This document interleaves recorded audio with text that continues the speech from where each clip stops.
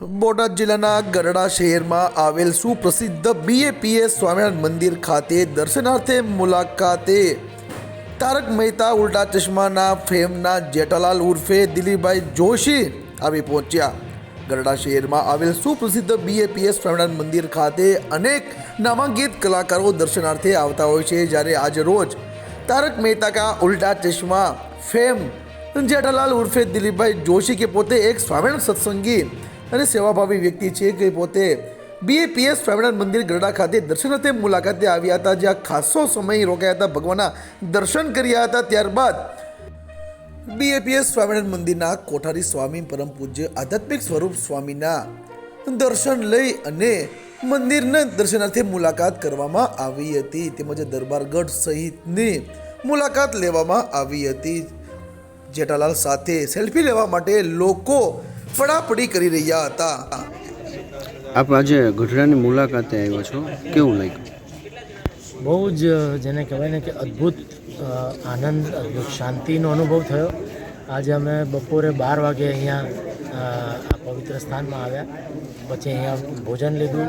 ભોજન પછી અમે થોડોક આરામ કર્યો અને આરામ કરીને પછી 4 વાગ્યાથી અમે સતત અત્યાર સુધી આખું સંકુલ પૂજ્ય આધ્યાત્મિક સ્વરૂપ સ્વામી અમને આખું સંકુલ બતાડ્યો, પ્રદર્શનથી માંડી ને બધું મંદિરમાં દર્શનથી માંડીને જીવા ખાચરના દરબારથી માંડીને અહીંયા અત્યારે આપણે માણકી ઘોડી અને ભગવાન સ્વામિનારાયણના ચરણોમાં ઊભા છીએ અને ખરેખર એટલો અદ્ભુત આનંદ. આની પહેલાં પણ હું દર્શન કરવા આવી ચૂક્યો છું, પણ આજે જે રીતે સ્વામી આખું બધું જે નાની નાની વસ્તુઓ જે ભગવાનનું સાનિધ્ય જ્યાં જ્યાં હતું ને બધું અમુક પ્રસંગો કહીને એમણે જે સમજાવ્યું, તો એનાથી ખરેખર આખી એમ લાગે કે આમ 200 વર્ષ પહેલાં પહોંચી ગયા.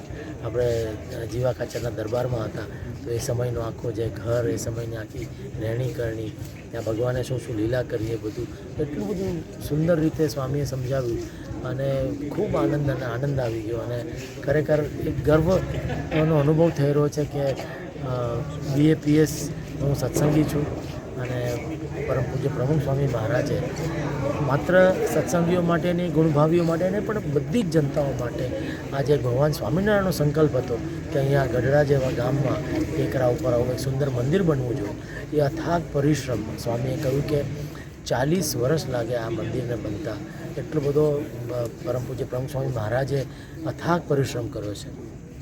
અને પછી આવી રીતે આખું સુંદર એક પ્રદર્શન કે જેમાં જેમને ભગવાન સ્વામિનારાયણ વિશે ખબર નથી એમને પણ આજે પ્રદર્શન જોયા પછી એમને ખ્યાલ આવે કે ભગવાન સ્વામિનારાયણ કોણ હતા, એમને શું શું કાર્ય કર્યું છે, એમનો પૃથ્વી પર અવતરણનો શું ઉદ્દેશ્ય હતો, એ બધું જ એટલું ડિટેલમાં ને એટલું સહજ ભાષામાં સમજાઈ જાય.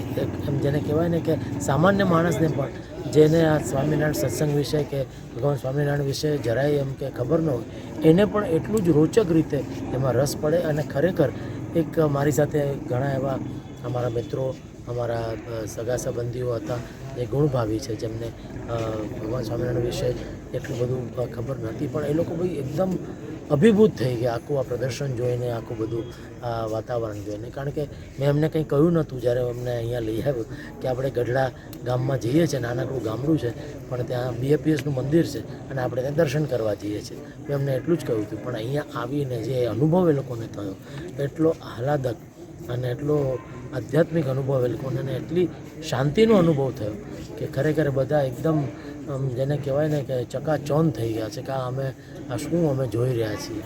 એટલે એ જોઈને મને ખરેખર આનંદ થયો કે આપણામાં કહેવાય છે ને કે ભાઈ તમે એક જણને જાત્રા કરાવો તો એનું તમને ઘણું પૂન મળતું છે. તો આ લગભગ અમે 20-25 જણા આજે અહીંયા આવ્યા છીએ, તો બધાને એટલો આનંદ થયો. અને આપણા માધ્યમથી જે લોકો હજી અહીંયા નથી આવ્યા એ લોકોને હું વિનંતી કરીશ કે ખાસ તમે આ સ્થળ પર આવો અને આપ જુઓ કે એટલું સુંદર મંદિર અને એટલું સુંદર પ્રદર્શન છે. અને સૌથી અગત્યની વાત તો કે અહીંયા જે શાંતિ છે એ તમને એકદમ જેને કહેવાય કે અનુભવ તમને થશે.